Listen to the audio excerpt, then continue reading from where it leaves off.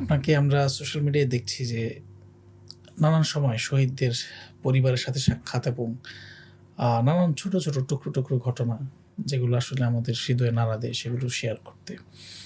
আপনি অনেক জায়গায় সফর করছেন, শহীদ পরিবারদের সাথে কথা বলছেন, দেখা করছেন।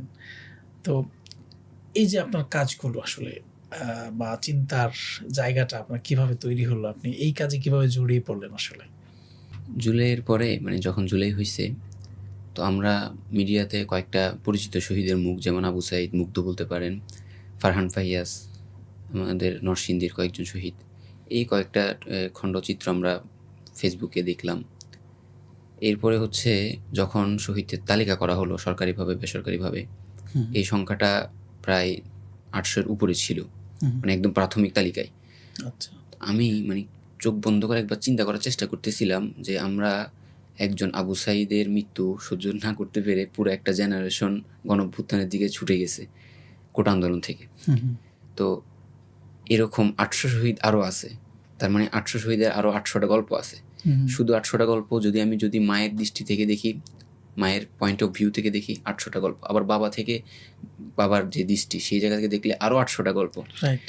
ভাই বোনের দৃষ্টি থেকে আরও ৮০০টা আবেগ। এটাকে আমি গল্প বলবো না, আবেগ, গণঅভ্যুত্থানের স্মৃতিগাথা, গল্প যাই বলেন। এইভাবে আমি যখন চিন্তা করলাম, আমি জাস্ট হারাই যাচ্ছিলাম যে স্ত্রী, সন্তান, কত কিছুই জায়গায় জড়িত। তো আমার কাছে চিন্তা হইতেছিল যদি আমি জানতে পারি, তাদের কাছে চাইতে পারি, আমার নিজেকে ধন্য মনে হবে। কেন ধন্য মনে হবে? যে জুলাইয়ে যারা শহীদ হয়েছে তারা তো মাকবুলিয়ত পেয়ে গেছে, যেটা আমরা আমাদের ভাষায় বলি যে তারা সফল। আমরাও চাইছিলাম যে এরকম একটা সফলতা আমাদের জীবনে আসুক, অন্তত আমরা শাহাদাতটা বরণ করতে পারি।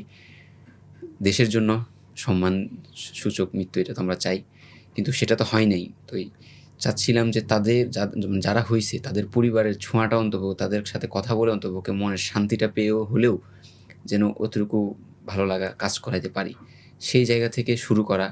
তো যত এগুলোর ভিতরে গেছি নিজেকে মনে হয়েছে পৃথিবীতে এই গল্পগুলো সবার জানা উচিত।